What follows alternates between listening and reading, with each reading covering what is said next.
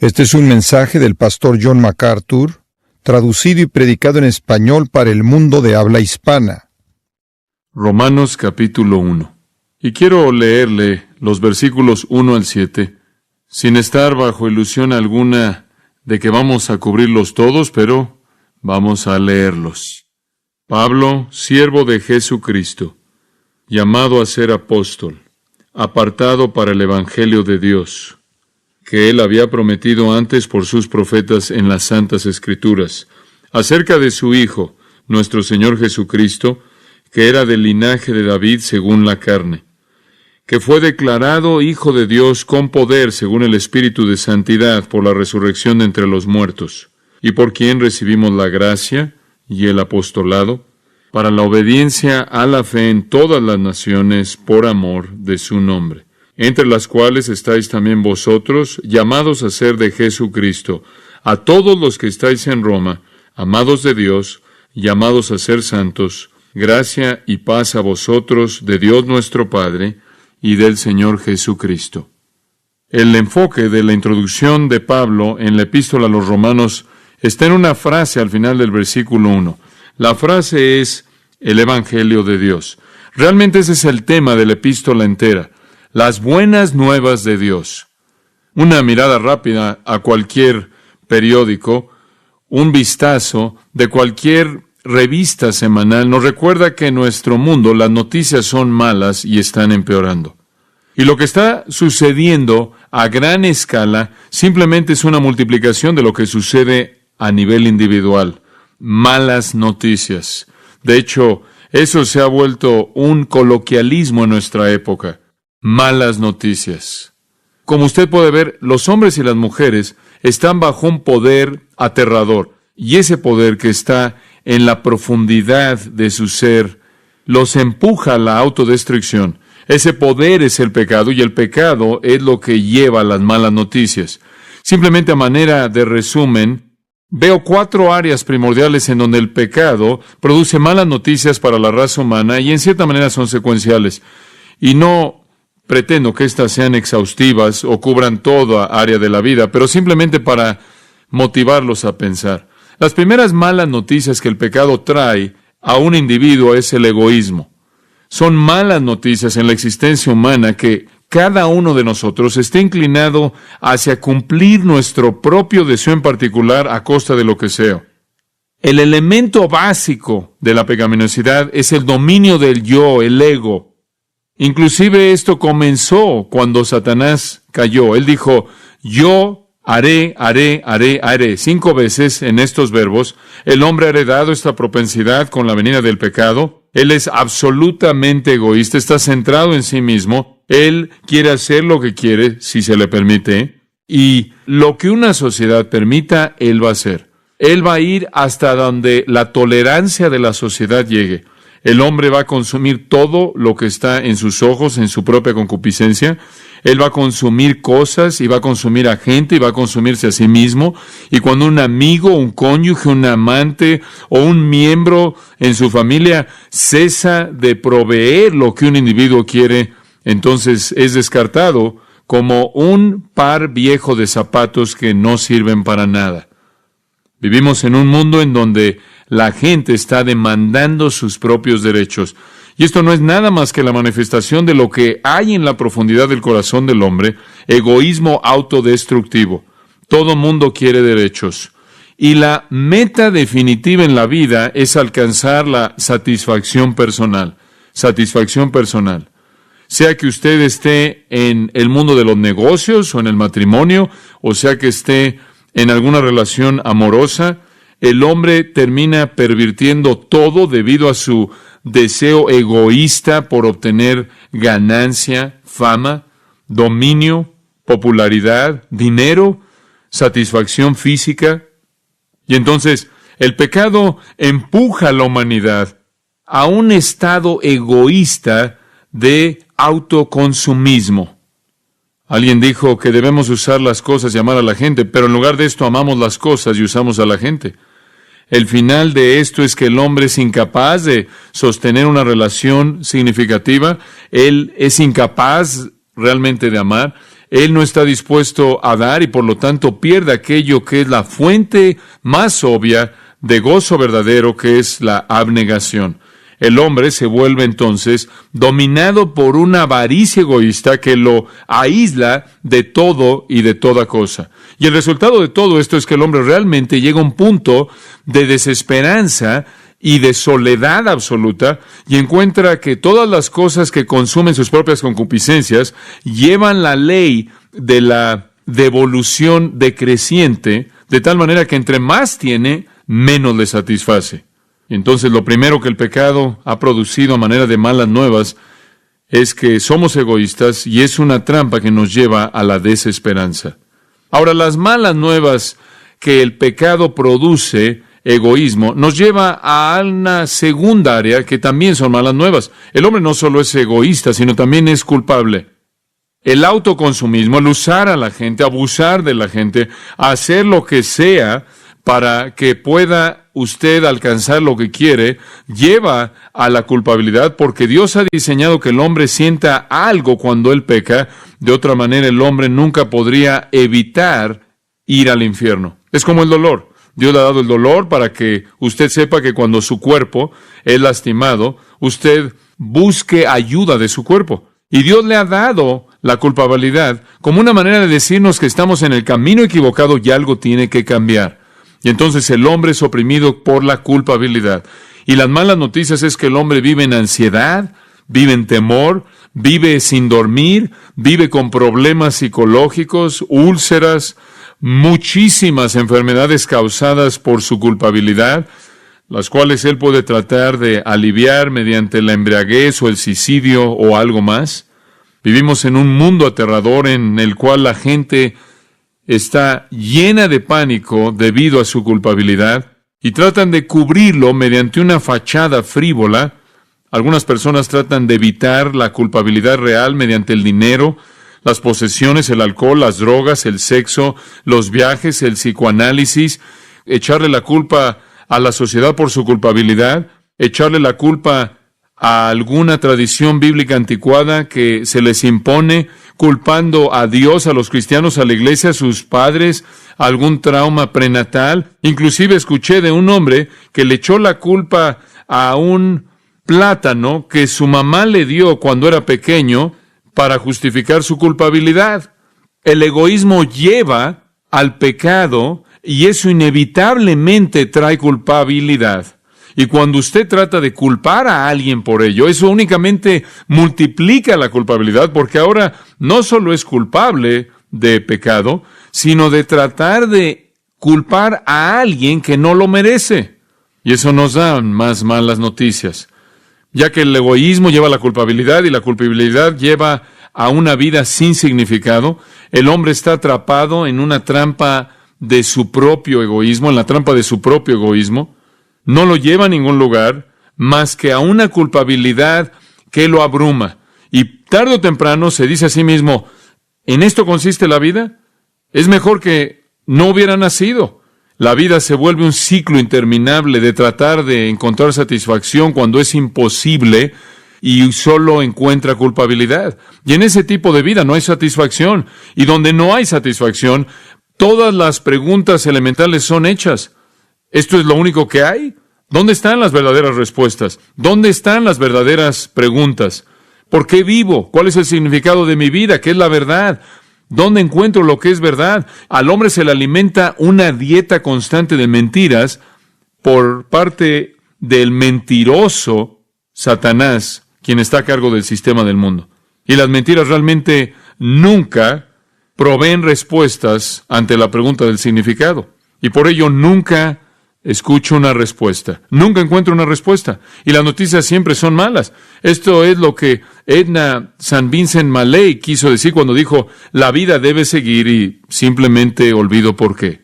Vivimos en una serie de periodos de 24 horas, sin importancia, sin significado, nada cambia, todo es vaciedad, y como el personaje primordial en una de las novelas de Sartre dijo, decidí matarme a mí mismo para quitar por lo menos una vida superflua.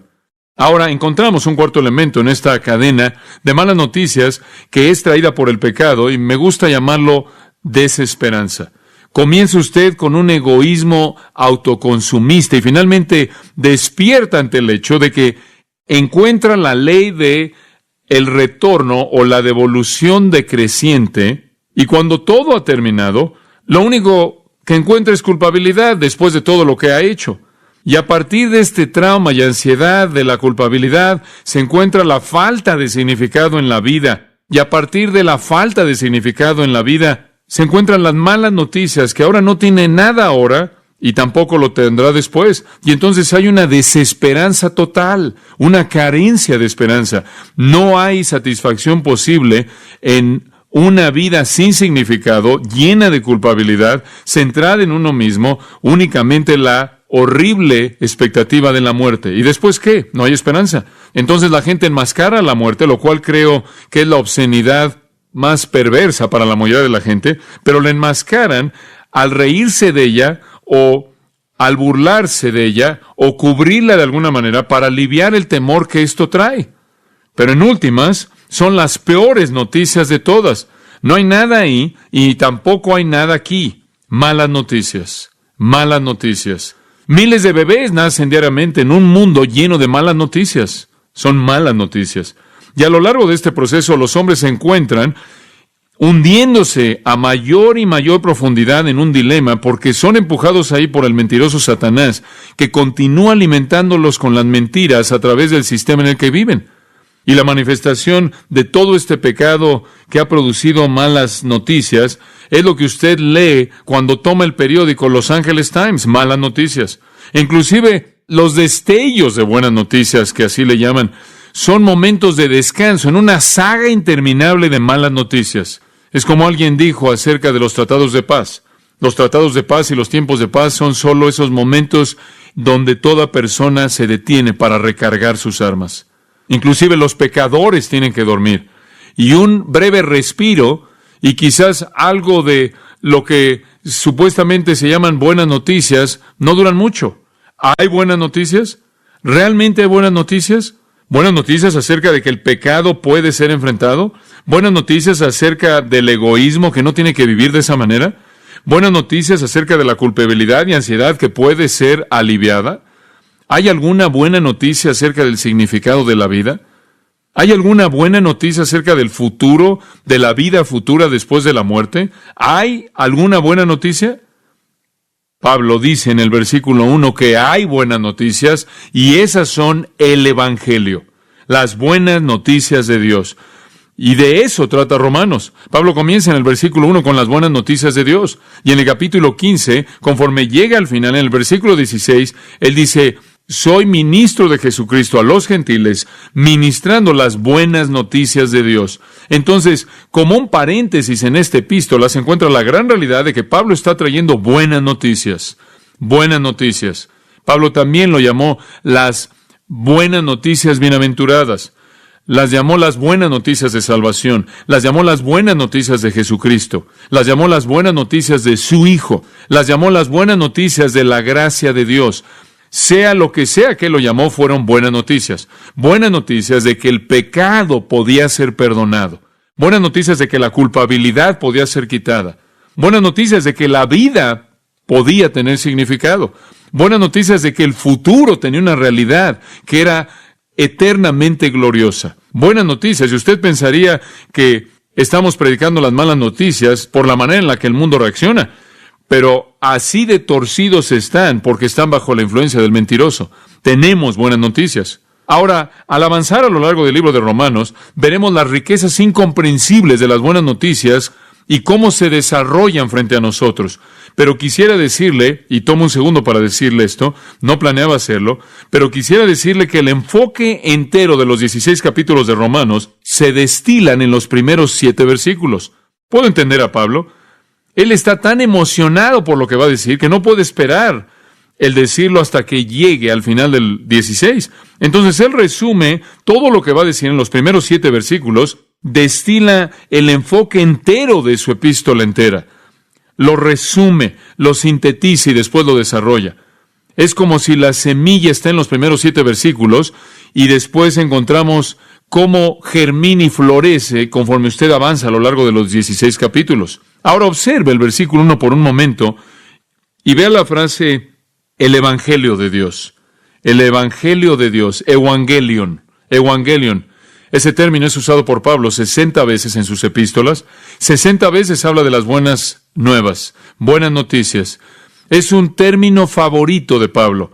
No es sorprendente que el hombre que vivió su vida entera oyendo malas noticias y una vez que oyó las buenas noticias, no podía evitar el hecho de decirle a todo mundo, a toda persona que encontró acerca de eso. Tyndall escribió, la palabra Evangelion significó bueno, contento, noticias buenas, contentas, gozosas, que hacen que el corazón de un hombre se regocije y lo hacen cantar y bailar y brincar de gozo. Y creo que en esa frase realmente él capturó el significado. Son buenas noticias, son noticias buenas, llenas de felicidad, de gozo, de gusto. Buenas noticias de que Dios nos librará de nuestro pecado egoísta. Buenas noticias de que Dios nos perdonará y nos librará de la culpabilidad. Buenas noticias de que Dios traerá significado a la vida y la hará abundante. Y buenas noticias de que hay esperanza para la vida venidera. Y note también en el versículo 1 que son buenas noticias de Dios. Y ese es el enfoque del griego, dice de Dios. Y es importante que Pablo dijera eso, porque la palabra evangelion era una palabra griega común. ¿Y sabe cómo era usada?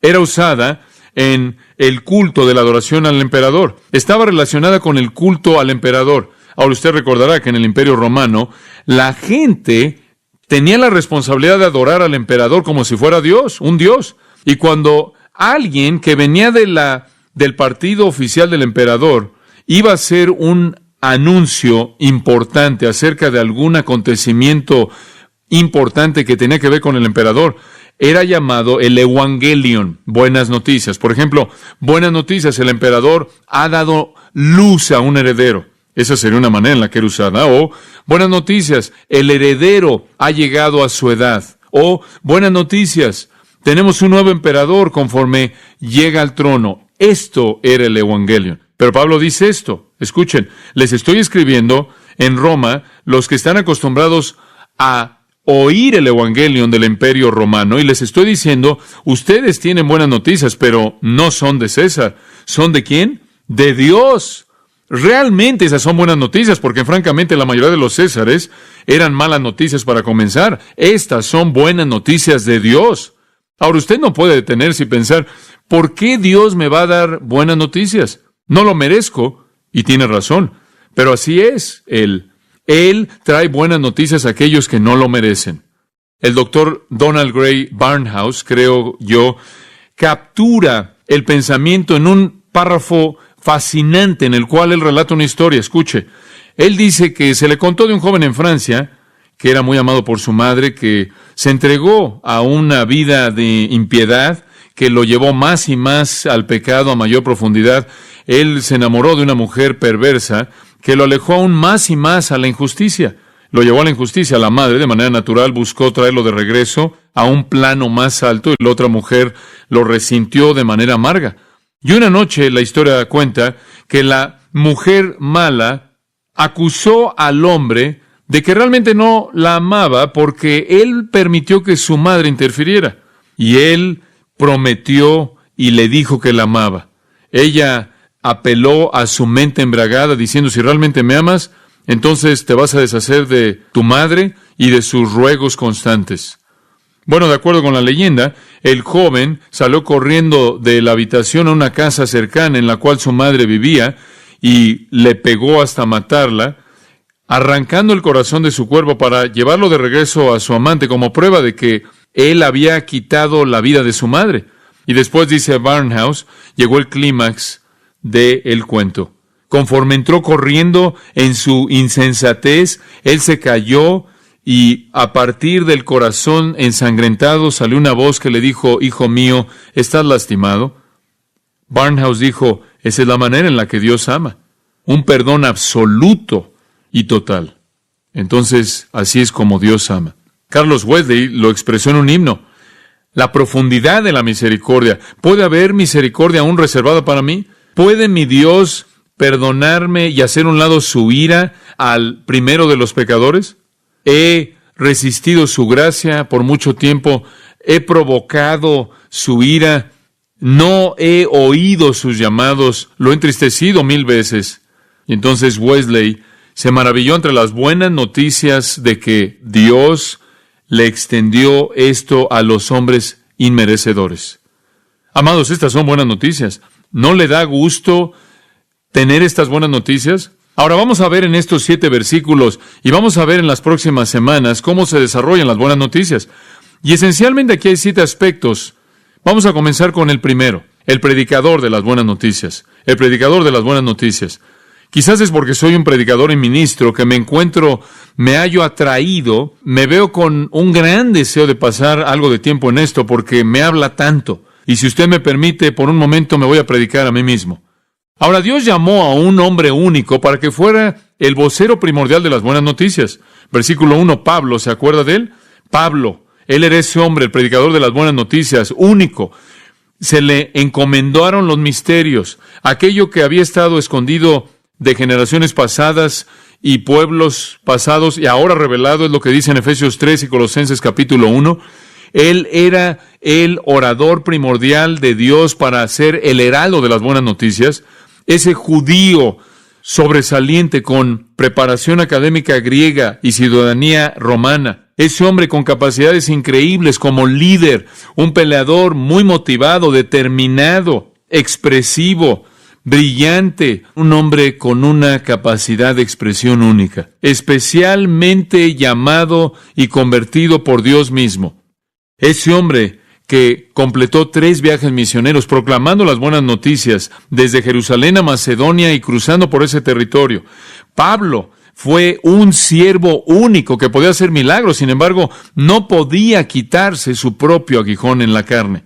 Pablo, que podía salir de prisiones como lo hizo en Filipos, sin embargo, fue un prisionero. Pablo es el predicador. Y le recuerdo que todo predicador que ha predicado desde ese entonces ha dependido de los sermones de Pablo para su material. 13 libros del Nuevo Testamento, el legado de este hombre a través de la inspiración del Espíritu Santo. Ahora él nos cuenta 3 cosas acerca de sí mismo en el versículo 1. Primero, Pablo, siervo de Jesucristo. La palabra es esclavo realmente. Observe conmigo por un momento Éxodo 21. Permítame ver si le puedo dar un contexto judío para la manera de pensar de Pablo. En Éxodo capítulo 21 descubrimos algo de la relación entre amo y esclavo, amo y siervo, entre el pueblo de Dios, conforme Dios les da unas leyes. Y en los versículos 5 y 6 leemos esto. Si el siervo dice, amo a mi amo, mi esposa y mis hijos, no voy a irme como alguien libre. En otras palabras, si el siervo dice, no sirvo porque se me forza, no sirvo porque se me paga, no sirvo porque tengo temor, sirvo porque amo a mi amo. Por lo tanto, nunca voy a salir como un hombre libre. Y él era conocido como un esclavo. Y esto es realmente la esencia de la palabra doulos usada en Romanos 1. Un esclavo voluntario. Y observe lo que sucedió en el versículo 6. Su amo lo traía a los jueces y ellos afirmaban esto y ellos también lo llevaban a la puerta o a un marco de una puerta en donde había madera y su amo perforaba su oído y lo servía para siempre. Y si usted decía, quiero servir motivado por amor y nunca me voy a ir porque te amo, entonces era llevado usted a la puerta y ahí donde las mujeres se perforan los oídos, lo cual es insignificante, algo muy significativo sucedía y ese lóbulo del oído era presionado contra la madera y era perforado y llevaba de manera permanente la marca que expresaba, soy un esclavo de amor. Ahora esa es la esencia de lo que está atrás de Romanos 1:1. Regresa esa porción. Y Pablo está diciendo, yo soy un esclavo. Esto es algo que yo he escogido por amor, no por temor. Y habían millones de esclavos en el Imperio Romano. Quizás no todos entendían este concepto judío. Quizás algunos de ellos sí. Estoy seguro de que algunos de ellos servían por amor. Pero la mayoría de los esclavos en el mundo romano, en la cultura griega, no eran tratados como personas, sino como objetos, como herramientas. Si usted quería, usted podía matar a sus esclavos. No era algo importante. Por lo tanto, algunos comentaristas bíblicos dicen acerca de este pasaje que Pablo está usando doulos solo en su sentido judío, que él solo está hablando de la afirmación de su amor y de que está hablando de la dignidad de un servicio así. Y por cierto, en el uso hebreo del concepto de siervo, alguien en los rangos más elevados podía ser un siervo. Los reyes tenían siervos, ministros que ministraban a sus necesidades reales, y entonces en un sentido hebreo, un siervo podía ser un término sublime de gran honor y gran dignidad. Por ejemplo, en Génesis 26-24 dice que Abraham era un siervo. Números 12-7 dice que Moisés era un siervo. En Josué 24 dice que Josué era un siervo. En 2 de Samuel 7:5 dice que David era un siervo. Y en Isaías 20, versículo 3 dice que Isaías era un siervo. Y en Isaías 53 dice que cuando el Mesías venga será un siervo. Y entonces muchos comentaristas creen que Pablo está diciendo, soy un siervo de Jesucristo, y que dice esto como un énfasis de la dignidad de su responsabilidad en un sentido hebreo, más que en un sentido griego de menosprecio. Pero realmente creo que eso no es correcto. No es el punto de Pablo. Sí hay cierta exaltación, hay cierto honor, hay cierta dignidad maravillosa, incomprensible por ser llamado un siervo de Jesucristo. Hay un sentido en el que usted espera servir a la majestad y realeza del Rey de Reyes y Señor de Señores, y eso es verdad. Pero no es verdad separar eso de lo que los gentiles habrán entendido del mismo término. Y para el mundo griego mismo, doulos significaba esclavitud total, un esclavo, no dignidad, sino humildad. Y yo creo que Pablo quiere que veamos eso en ese sentido también. Él escoge otras dos palabras para hablar de su servicio. 1 Corintios 3 nos da una de ellas, versículo 5. Y aquí obviamente su énfasis se encuentra en la humildad. ¿Qué pues es Pablo y qué es Apolos? Diáconos. De ahí obtenemos la palabra diácono, significa un mesero. Si usted veía esa cultura, realmente significaba alguien que quitaba los platos sucios. ¿Pero qué somos nosotros más que meseros, mediante los cuales creísteis, conforme a cada uno concedió el Señor? Yo planté, Apolo regó, y Dios dio el crecimiento. Así que en el que plantes algo, en el que rega, sino Dios que da el crecimiento. No somos nada, él dice, sino meseros. Más adelante, en 1 Corintios 4:1, él dice, somos siervos de Cristo. Y él usa una palabra diferente. Él usa la palabra huperetes. Es la palabra traducida ministros en algunas versiones. Es huperetes. Huper significa abajo. Etes viene de una palabra que significa remar. Es un remero. Tenían barcos de 3 niveles con tres cubiertas. En esas 3 cubiertas habían 3 niveles de esclavos de galeón que estaban remando para que esos navíos, esos barcos avanzaran. Y Pablo dice, acuérdense de mí, como un esclavo de galeón de 3er nivel. Eso es humildad. No puedo ir más abajo de eso. Entonces sí, creo que hay un pensamiento hebreo aquí de dignidad, de honor, de respeto, pero está mezclado de manera maravillosa con la humildad del significado del término griego, de tal manera que Pablo, de manera paradójica, se encuentra a sí mismo tanto exaltado como el siervo de Cristo, como también humillado. Una expresión de humildad y dignidad. Y esta es la ambivalencia que todo representante de Jesucristo lleva. Algunas veces cuando pienso en la dignidad de lo que hago, me abruma. Algunas veces cuando me doy cuenta de que me pongo de pie y proclamo el Evangelio de Dios, cuando me pongo de pie y proclamo lo que he aprendido de la palabra de Dios y el ministerio de Pablo y la enseñanza de las Escrituras bajo el poder del Espíritu de Dios, me doy cuenta de que no hay un llamado más elevado en el mundo que ese. Y ahí hay una dignidad maravillosa. Y la Biblia dice, nunca hables una palabra en contra de alguien que representa a Cristo. No acuses a un anciano, a menos de que tengas una buena razón para hacerlo delante de 2 o 3 testigos. Y la Biblia dice, da honor a quienes el honor es debido. Y la Biblia dice, págales doble de lo que les debes pagar si trabajan duro en la palabra y en la doctrina. Y la Biblia dice, respétalos. Y la Biblia dice, obedécelos y sométete a ellos y haz que tu vida imite su ejemplo. Es algo sublime. Sin embargo, está esa maravillosa ambivalencia espiritual que dice, es el servicio, el tipo de servicio más humilde, porque usted sabe que lo que usted hace, aquello que usted hace, no se lo ganó por algún derecho, no tiene derecho de hacerlo debido a quién es usted. Y entonces, como dijo Pablo en 1 Corintios 3, usted no es nadie, no es nada. Y entonces Pablo era un siervo, con todo lo que eso incluía, era un siervo de Cristo. Eso significaba que tenía que obedecer de manera absoluta a Jesucristo, y al mismo tiempo había una dignidad que era maravillosa.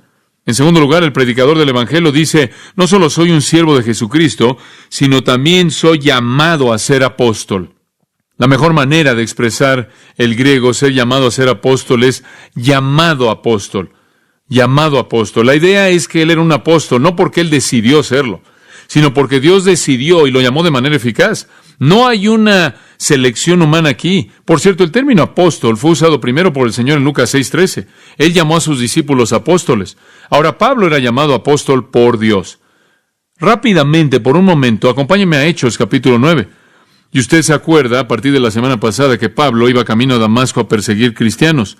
Y el Señor lo detuvo y lo cegó.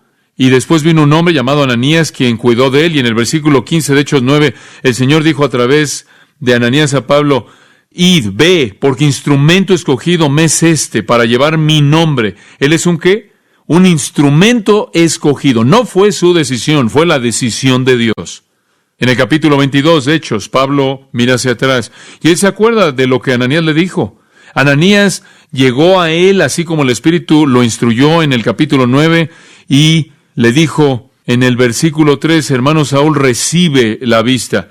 En la misma hora vi, y él dijo, el Dios de nuestros padres te ha escogido para que conociese su voluntad y vieras al justo y oyeras la voz de su boca.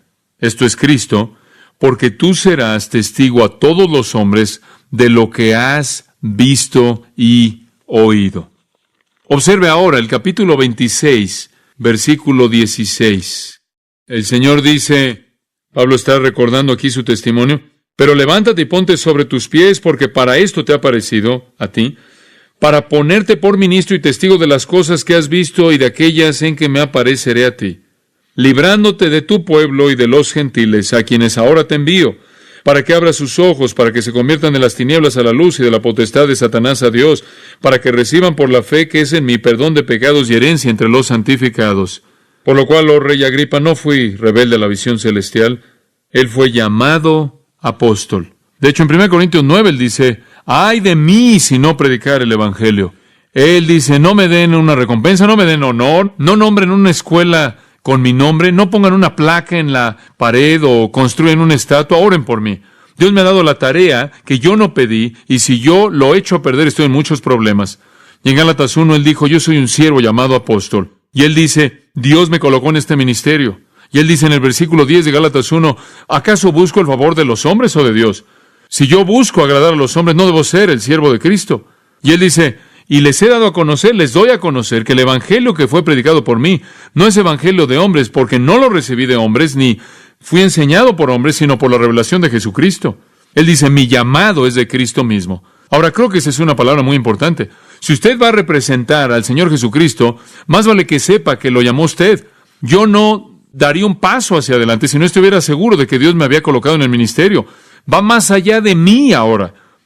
El término apóstol, que es traducido ya en Romanos 1 como apóstol, significa uno enviado, un comisionado, alguien despachado, un mensajero, un embajador, un emisario. Y por cierto, en esos días tenían ciertos barcos que se llamaban barcos apostólicos. Y los barcos apostólicos no eran barcos que llevaban apóstoles, tenía un sentido secular, un uso secular.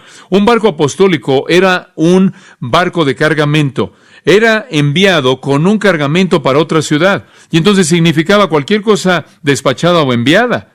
Y Pablo está diciendo, yo fui enviado, pero el hecho de que fui enviado no fue una decisión personal. ¿Sabía usted que el término apóstol aparece 78 veces en el Nuevo Testamento y en la mayoría de esas ocasiones se refieren a los 12 y a Pablo que fueron enviados de manera especial? De manera especial.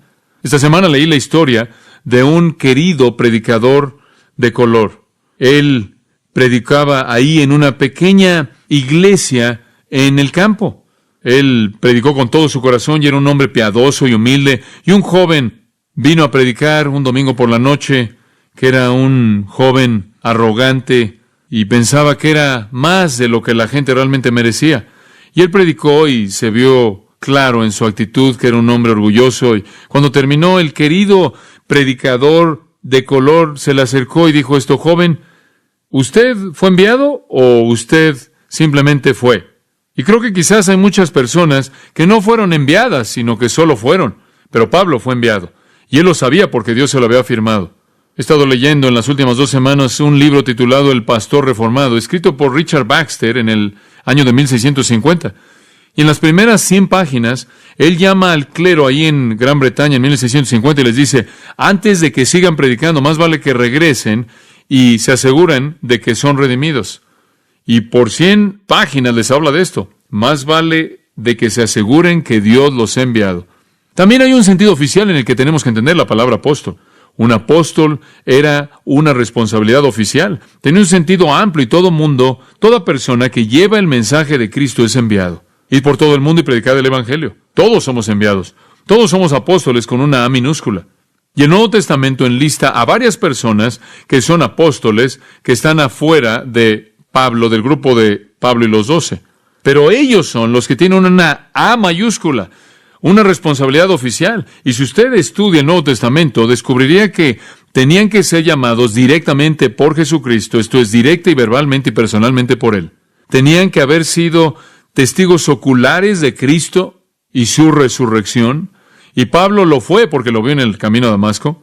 Fueron capacitados de manera especial por parte del Espíritu Santo para poder escribir correctamente el Nuevo Testamento, porque Jesús les hizo la promesa de que el Espíritu vendría y viviría en ellos y los llevaría a toda ¿qué? La verdad, y les traería a su memoria, haría que se acordaran de todo lo que Él había dicho.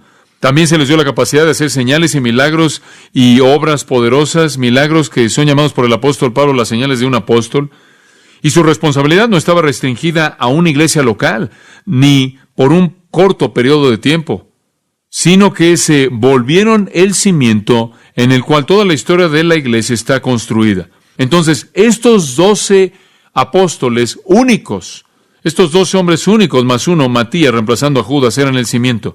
Tenían que ser llamados por Jesús mismo, tenían que ser testigos oculares de su resurrección, recibieron el Espíritu Santo mediante el cual pudieron escribir la revelación y pudieron hacer señales y maravillas y obras poderosas, y su responsabilidad se extendió más allá de cualquier congregación local, y Pablo fue una de esas personas tan especiales, y él sabía que Dios lo había llamado. Usted sabe, en Jeremías 23 dice que habían algunos profetas que salieron pero nunca fueron enviados. Y la gente nunca debe escucharlos. Oh, amados, quiero decirles que hay tantos profetas así como ellos el día de hoy, que están allá afuera hablando, pero no deben ser escuchados. Son profetas condenados, falsos profetas. Y después están aquellos que nunca fueron enviados, simplemente salieron, no tienen la unción de Dios, y no debemos escucharlos. Han corrompido a la iglesia a lo largo de todos los siglos de su existencia y continúan haciéndolo aún el día de hoy.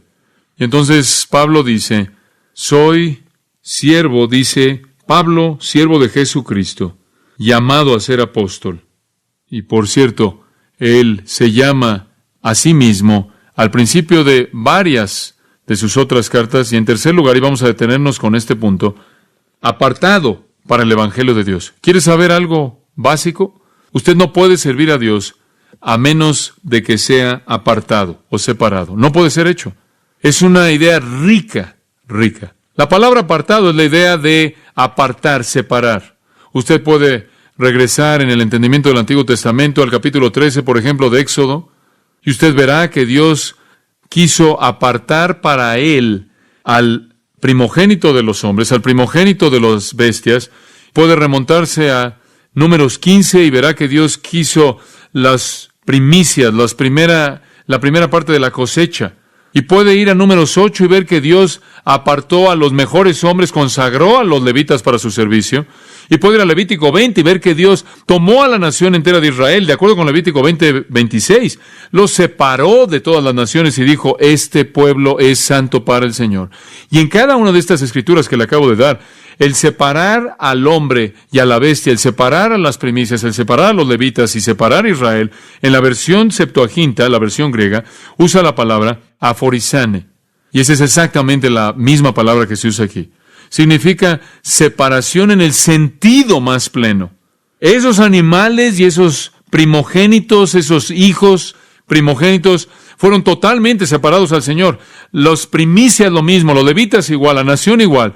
No debía haber mezcla alguna. Y Pablo sabía que una vez que fue llamado apóstol, él fue desconectado del pasado. Por cierto, aforizane tiene en medio una pequeña frase, foriz, que puede ser la raíz de la palabra fariseo. Fariseo significaba uno separado. Y su vida entera, hasta este punto, su vida adulta, Pablo había sido un fariseo, separado a la tradición, o separado para la tradición de los judíos. Ahora él dice, yo soy, por así decirlo, un fariseo separado para el evangelio de Dios. Buenas nuevas, ya no más malas noticias del hombre. En Gálatas 1:15 él dijo, pero cuando agradó a Dios, que me apartó desde el vientre de mi madre y me llamó por su gracia. Pablo fue separado desde el vientre de su madre. En el camino a Damasco él fue separado para el evangelio de Dios. Y después se volvió un pastor de la iglesia en Antioquía. Y en Hechos 13:2 la Biblia dice que el Espíritu Santo dijo, apartadme a Pablo y a Bernabé para enviarlos a la obra a que los he llamado. Él fue un hombre separado. El secreto de su servicio es que era un esclavo. Él se rindió de manera total al Señor. Él fue un apóstol enviado para llevar el mensaje. Y amados, él cortó el cordón. Quiero decirles que hay más gente en el ministerio del Evangelio que ven poco fruto y no ven poder, aunque pueden entender que deben ser siervos y pueden haber sido llamados, pero en algún punto a lo largo del proceso no están dispuestos a ser separados, a apartarse. ¿Sería tan amable de ver conmigo una última referencia, la última que veremos por esta ocasión? Segunda de Timoteo capítulo 2. ¿Usted se acuerda de la situación en segunda de Timoteo capítulo 2? Timoteo era un siervo del Señor, siervo de Cristo. Timoteo era un apóstol, con una A minúscula, no uno de los 12 más Pablo, no obstante un mensajero enviado. Pero Timoteo había llegado a un punto en su vida en el que todo estaba desmoronándose. Lo perdió. Él se desmoronó. ¿Sabe usted lo que estaba pasando? Bueno, simplemente al ver esta carta puede ver muchas cosas. Versículo 6, capítulo 1. Por lo cual te aconsejo que avives el fuego del don de Dios que está en ti por la imposición de mis manos. ¿Qué quieres decir con avives el fuego del don de Dios? ¿Cuál era el don de Dios? Bueno, el don de Dios fue la capacidad particular que tenía para el ministerio, la predicación y la enseñanza. Y eso era un don de Dios que se le dio y le fue confirmado por aquellos que tenían conocimiento y confirmado por la imposición de las manos. En otras palabras, él estaba volviéndose flojo en el ministerio. Simplemente no estaba funcionando. Y después dice, no solo no estás funcionando, sino que versículo 7, Dios no nos ha dado espíritu de cobardía. Se había vuelto tímido en lugar de valiente. Versículo 8, por tanto, no te avergüences de dar testimonio de nuestro Señor, ni de mí, preso suyo. Aquí está Timoteo, un hombre discipulado personalmente por Pablo, lo suficientemente dotado como para haber seguido a Pablo como el pastor de la iglesia Efesia. Este es el Timoteo de quien Pablo le dijo a los corintios, se los voy a enviar para que él los corrija, porque él les va a recordar toda mi manera de operar, de cómo hago todas las cosas. Esto fue reproducción. Este era el hijo número 1 y él no está funcionando. Él es tímido y está avergonzado del evangelio, inclusive de estar asociado con Pablo. Y capítulo 2, versículo 15, procura con diligencia presentarte a Dios aprobado como obrero que no tiene de qué avergonzarse, que usa bien la palabra de verdad. Aparentemente ni siquiera realmente estaba haciendo su trabajo, estaba cumpliendo con su trabajo con la palabra de Dios. Pero el versículo 16 dice que estaba involucrado en palabrerías profanas y vanas, luchando ahí con filosofías. Versículo 22 indica que él probablemente estaba enredándose con algunas pasiones juveniles. Versículo 23, que él estaba involucrado en cuestiones necias e insensatas. Él carecía de gentileza. En otras palabras, todo estaba desmoronándose. Él había sido jalado por el sistema. Y la palabra le llega en el capítulo 2, versículo 4. Pablo le dice esto, Timoteo, ¿se te ha olvidado que eres un soldado? Versículo 3, ¿se te ha olvidado que debes soportar el sufrimiento como un buen soldado? Y se acuerdan de esto, ningún hombre que pelee en la batalla puede enredarse con los asuntos de esta vida. Oye lo que está diciendo Timoteo, no puedes verte atrapado por las concupiscencias de este mundo. Timoteo, no puedes enredarte en la filosofía de este mundo. No puedes ser atrapado por ser avergonzado del Evangelio, por la intimidación de este mundo. No puedes ser atrapado por la sociedad que busca la comodidad. Debes ser diligente en avivar el fuego del don de Dios. Timoteo, ¿se te olvidó que no debes enredarte en los asuntos de esta vida? Cuando entras al ministerio de Jesucristo, cortas el cordón, te apartas. Ese es el tipo de hombre que fue Pablo, un siervo de Cristo, pero no solo eso, llamado apóstol, pero no solo eso, separado, apartado. Y él nunca se enredó con los asuntos de esta vida. He conocido a hombres que han salido del ministerio porque amaron el dinero, las posesiones. No pudieron cortar el cordón, cayeron en pecado moral. El mundo los atrajo, o estaban más preocupados por su reputación, y entonces cuando tuvieron la oportunidad de hablar, se aseguraron de que nunca ofendieran a nadie, y al hacerlo ofendieron a Dios porque no se apartaron. ¿Qué ejemplo es él para nosotros? Su posición fue un siervo, su autoridad fue enviado por Dios, su poder fue apartado, su mensaje, buenas noticias, y buenas noticias que han venido de Dios mismo. Ahora usted conoce al predicador. La próxima semana o 2 semanas o 3 semanas, creo, hasta que regrese a este tema. La próxima vez, creo que hasta que regrese este tema, la próxima vez la promesa de las buenas nuevas, versículo 2. E inclusive podamos llegar hasta el versículo 3. Oremos. Padre, gracias por hablar a mi corazón en esta noche, por refrescar de nuevo mi propia alma, lo que yo soy, porque sé que este hombre es el ejemplo. Porque él dijo, sed imitadores de mí, así como yo de Cristo. Que yo también sea un siervo fiel, entendiendo tanto la dignidad como la humildad de este servicio.